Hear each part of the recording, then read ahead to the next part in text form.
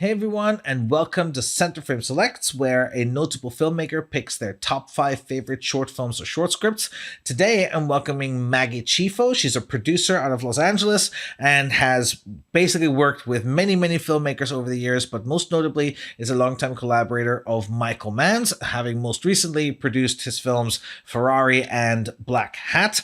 And she watched 20 of your short films, picked her top 10, and today we will reveal the top 5. So, Maggie, thank you very much for joining us. Thank you so much for having me. This has been a real pleasure to see all the films and get to be here with you and see all this amazing talent. And I really appreciate it because I have to say, you're a very first producer that we've had on here. We've had directors and writers, but we've never had producers. And actually, producers are quite elusive when it comes to trying to get them to come onto like a show like this. Because you have a I find most producers don't start producing. They always start with something else. They start as a writer or something. And you have a very interesting journey. I'd love to hear from you where you got started and what brought you into producing.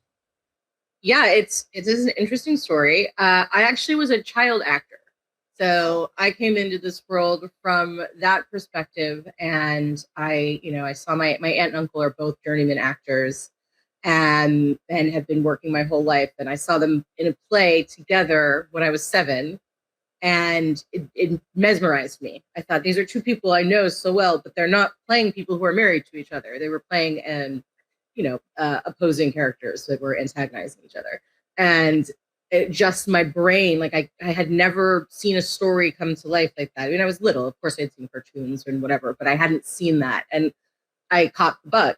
So I did that through my childhood, and I thought I would do it as an adult. When I graduated from college and started auditioning as an adult, I realized I didn't have enough control as an actor.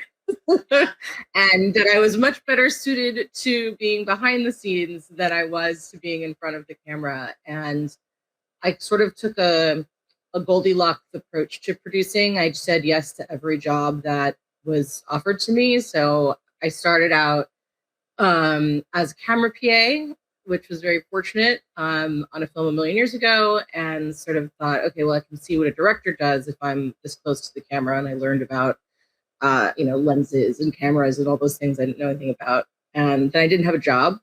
So when I got back, I asked the post producer if I could work for him. He said, well, do you want to be an editor? I said, no. I said, well, I usually like to hire people that want to be editors. I was like, well, I want to know how to make a movie. So anyways, I stuck around and he hired me, and I just went to casting from there, which was a natural fit. So I was still sort of acting as well. And I say I ended up going to Michael Mann University because the first film I worked on was with him. That was the same film we posted. And then I went to work in casting on a TV show he was doing. And I just sort of learned filmmaking from all of these different vantages, which in the end led me to being a producer, which is, I think, to kind of piggyback into what you said earlier, I think I am really interested in emerging filmmakers and talent, and that because I come from that perspective, and that's I'm a fangirl of directors, I'm a fangirl of writers, I'm a fangirl of all of the other talent. And as a producer, what I love to do is be able to facilitate that work. So yeah. I don't know if that answers your question. Yeah, absolutely. I mean, what's very interesting is that, and I find that a very interesting journey because you seem to have gotten into the industry side of it rather than being on the indie side of it as much. Yeah, so you've worked your way up through the ranks, basically, particularly as you said, Michael Mann University. But what's interesting is what I find is that a lot of people that already work in features and that work on television and things like that engage with short films very little. And I was wondering where your engagement with the short films sits, maybe more now or earlier or something like that. I'd love to see where your journey with short films actually is. Yeah, so I've worked on a number of shorts when I was coming up, as we all do. And I actually, when I was in college, worked for was a nanny, and I worked for a woman who was on the whatever, I don't know what you call it, but like she helped choose the short list for the Academy for nonfiction, for short documentary. So I ended up watching a ton of documentary short film, and it is of itself a real art form. I mean, you have like to tell a story in 10 or 15 minutes that's complete, that's really exactly what that story should be told as. It's really hard to do, and it is a separate skill set than making something that feels like it's the first 5 minutes of another film, or a teaser of what the larger thing that you want to make. So that's what I really enjoy, when I get to watch shorts that give me a whole world in 15 minutes. Yeah, so I started when with her name is Sarah Kernigan. She's an incredible documentarian and director, producer, writer. And I started watching short films with her. And this was back in the day when you actually had to go to the theater to watch the. I'm old. You had to go to the theater to watch the shortlisted films, and so she would take me, and it was really cool. And so, have you, other than now the selection of films you've watched with CenterFrame, do you watch short films regularly, or do you not get to engage as much as usual? Not as much as I would like, but only in the sense that it's sort of driven by what projects I'm working on. And I haven't in the last few years really had the bandwidth to. But occasionally at AFI Fest and anytime I'm at a festival, I do love to look at the shorts programming. So let me run a reel real quick of your top 10 selections, and then we'll discuss your top 5.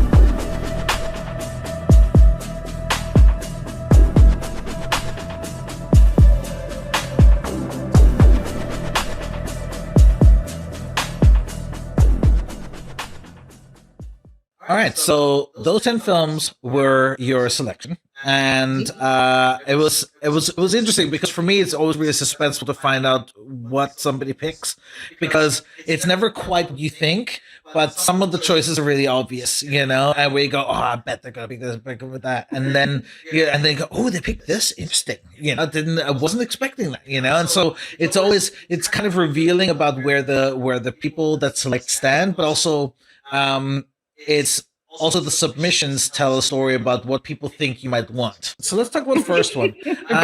Let's talk about Ensouled by Mo Najati. I really want to know what drew you to that one. I mean, I have a guess, but I really want to know what drew you to it. Well, visually, I thought it was stunning. I thought the composition, the color choices, the angles, the way in which it was shot, it was really sophisticated visual storytelling for a film that was very quiet, so to speak. So the tension that was built through both the just physical composition of the shots, which really held the tension of the characters, and you kind of know where you are, you kind of get it, but you're not, you're discovering that whole near real world or near future world alongside the unveiling of the film. So I loved that was also, you're just thrust into a world that you don't know what it is, and you're kind of figuring it out along the way. And it had exactly enough story to keep me interested in what was going to happen next, but it wasn't packing it in a way that it felt like it needed to propel itself without having. It was just confident, I guess. It was a very confident film. I agree with that. I think the production design, especially, is very stunning. And it's a. I think it's probably the most minimalist film I've ever seen that does this much world building. You know, like it doesn't show you that much, but it tells you everything, really. You know, and I thought it takes a lot of maturity to really be able to do that. To really, first of all, it needs to be really well written. Like, you really need to get a sense of exactly what the world is. But I feel like the production designer and the cinematographer did a great job capturing the ambience of that, you know. And obviously, the directing is really slick. I mean, really, really slick. And again, performance is also the whole, because that's the next thing. Often I've encountered films that are that visually striking often suffer from performances because the director is either a cinematographer or something like that, and then they don't focus enough on performance. But you don't feel that imbalance at all. I mean, this could be an episode of any high production TV show, really. Yeah, I mean, I was going, okay, so this is a Black Mirror episode. Like, I mean, it had that sophistication to it, and exactly what you're saying is totally correct with the acting. The acting was so real and so in repose to the world that it was living in. I think that was what made it play so well together.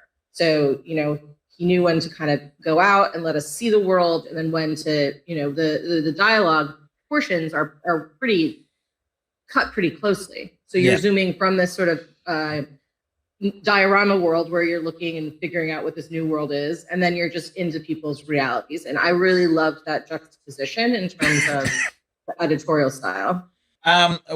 So shall we move on to the next film? Let's talk about Heartbreaker by Ryan Watt. I loved it. So I loved it. My quote that I'm going to send you is, Heartbreaker is like eating a Sour Patch Kid. Bright, stylish, sweet, and packs a punch. Nice. My second quote is 2 minutes and 44 seconds of pure Schadenfreude. No, I completely agree with you. It's perfect. Everybody has had that experience. It was like, I mean, like Sour Patch Kid, Pop Rocks. Like, it was just like visually delicious. Just the pain you're feeling for him, the hilarity of like, well, I'm gonna just kick this goal, and like, her on the phone. I mean, the whole thing. It was perfect. It's just, it was like being in somebody's brain for a couple of minutes, and we've all had that experience. And again, it shows me, you know, that isn't 2 minutes and 44 seconds. That's a very short time, and it's so complete and so just delicious is what keeps coming to mind. I had so much joy watching it. It was fabulous.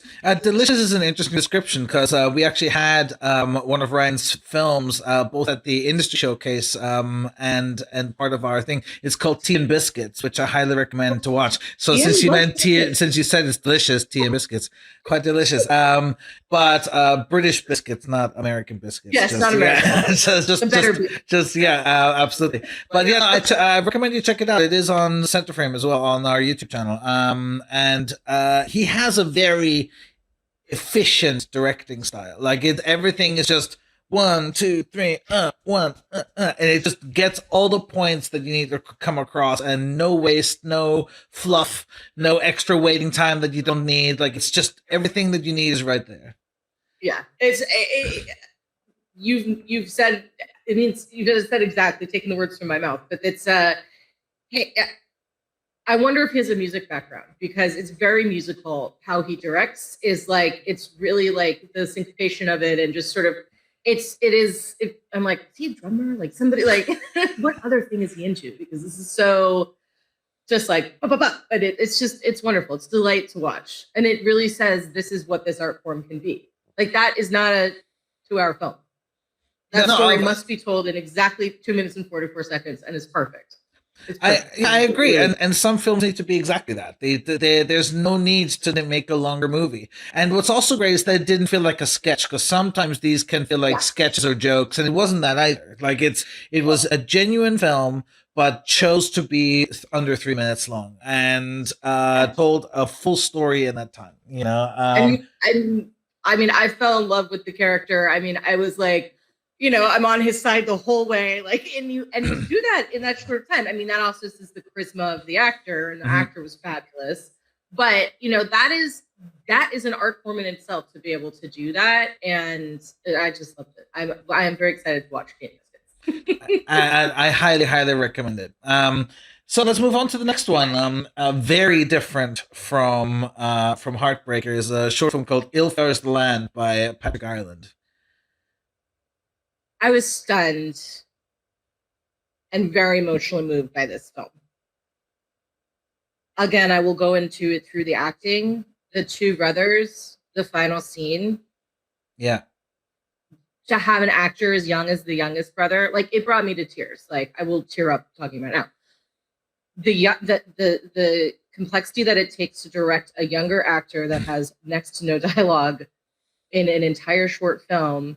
And then on the other hand, you have the older brother who's sort of carrying the narrative weight because but it's not exposition. It's, again, it was so economical in the use of language and visuals, and that final moment between them. I mean, that's an award-winning performance for those two actors. I mean, that is as good as any scene like that I could think of. I mean, and that is a feat to do that. And just the vulnerability, the discussion of masculinity through the whole, I mean, the whole abandonment, to be in a world that you feel like you don't have any place to belong.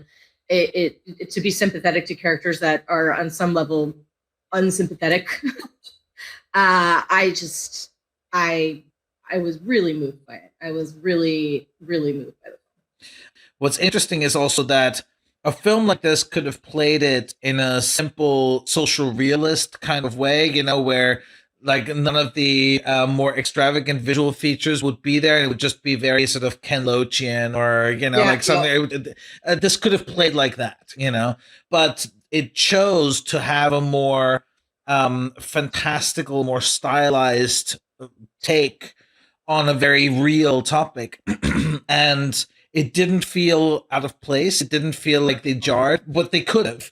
And that striking that balance is really hard, and a lot of directors fail at it, you know? So the fact that this director nailed that is highly impressive.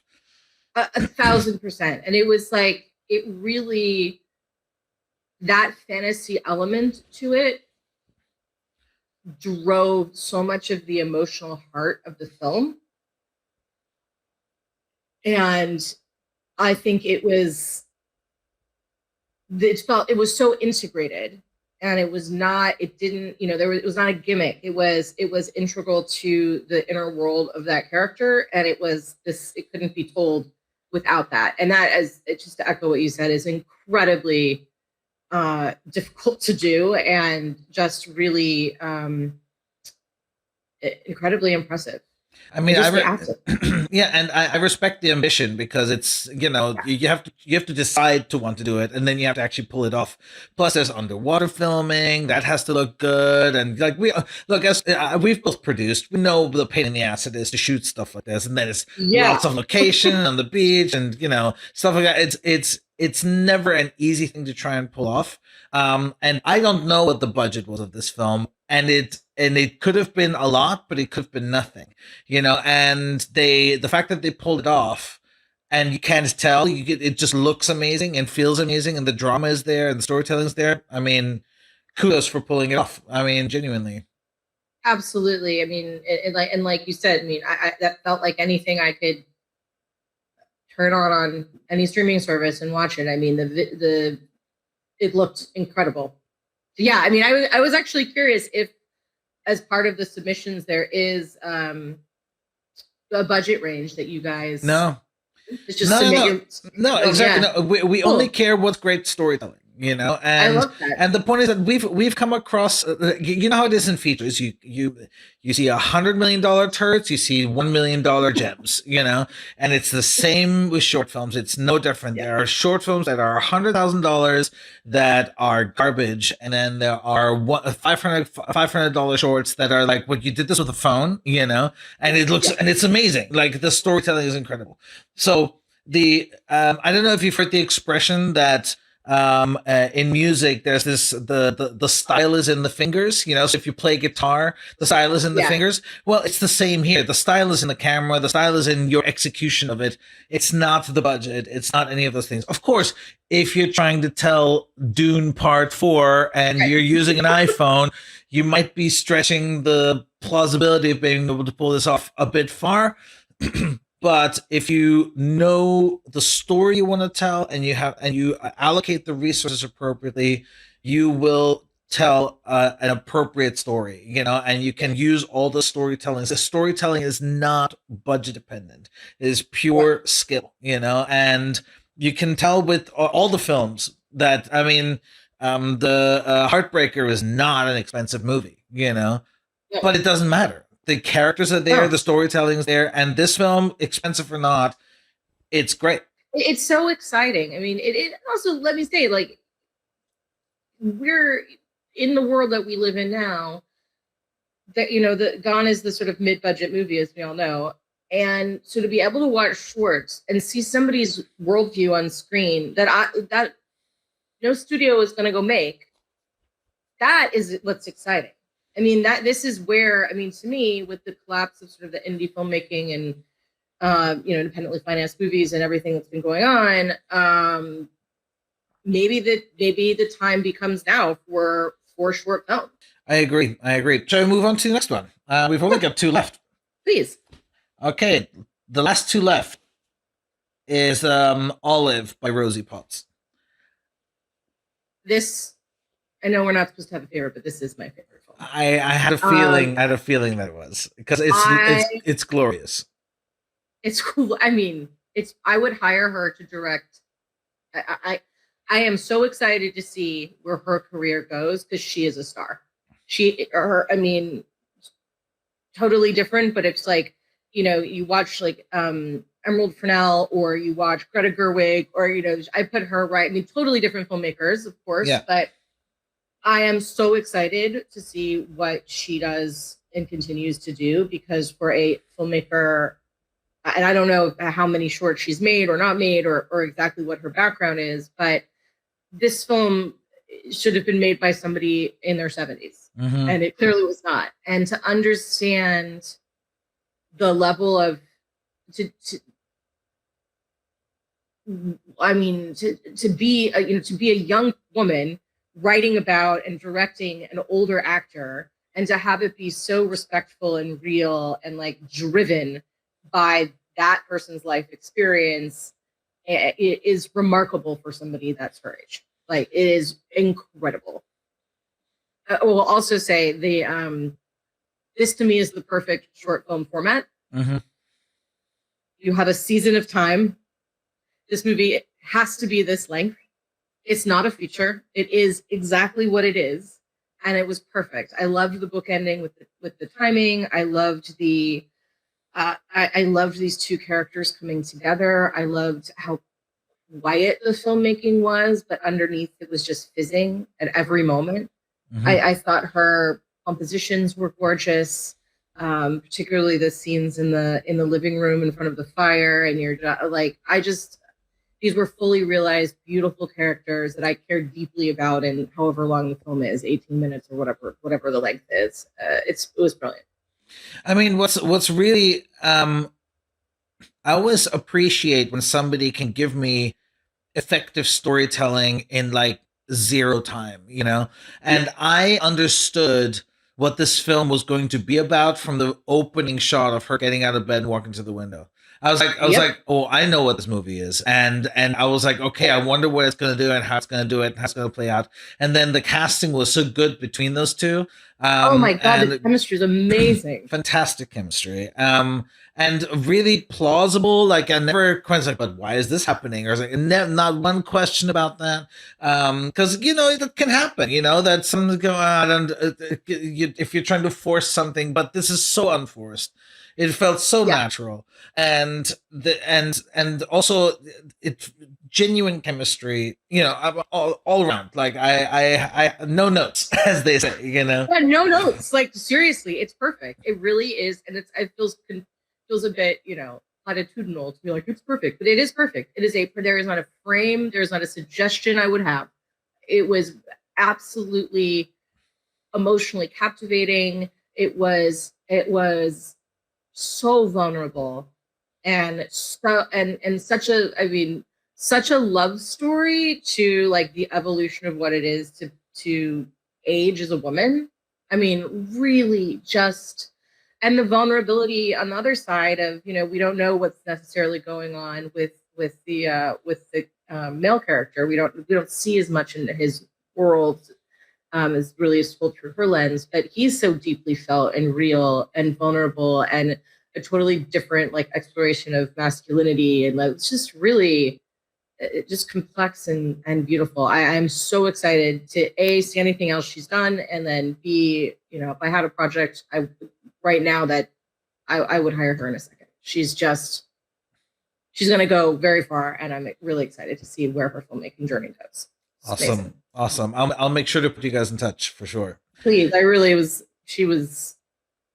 was bowled over by her film. Awesome. Let's do your last one. Final pick. All right. Final pick is back to genre. Yes. A film called Wired by William Jewell.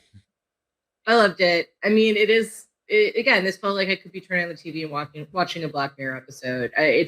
What a fun two-hander between a robot voice and this actress. The actress was brilliant. I think her name is Mary Beth. Amy Beth, wrote it down. She just was a tour de force. I mean, she's so fun. Physically was very funny, like a lot of like great physical comedy and timing in there. And then just this sort of world that we're all in. I mean, it's very plausible, right? Like that then your AI assistant is ruining your life. But it's just an absurdist and fun take on the fears I think we all have around these machines overtaking us.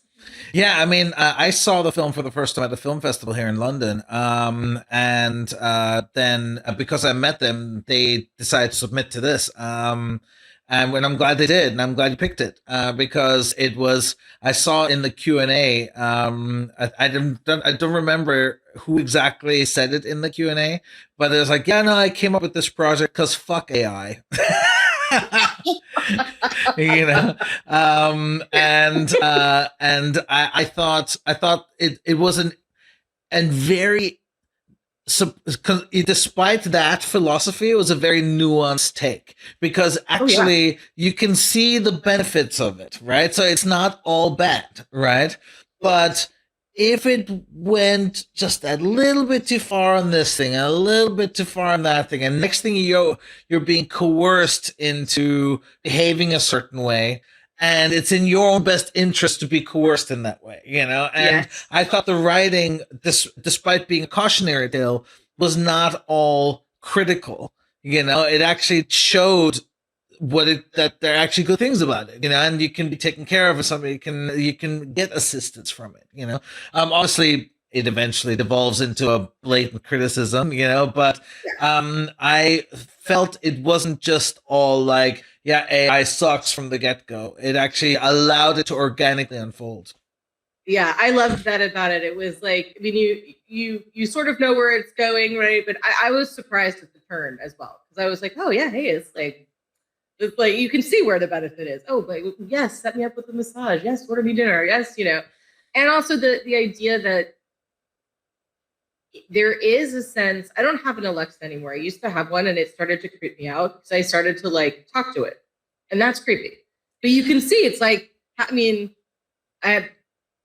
you can see where you're like, oh, I'm home alone and I'm lonely, and I'll just like talk to this thing because it'll talk back to me, and how easily you personify what technology is, and this type of technology, and how it really is designed to do exactly that. And I thought this was just a really fun look at that, while still being a cautionary tale. It was not being force fed. Yeah, it was really like so enjoyable to watch. It was not heavy handed at all, and I really enjoyed it.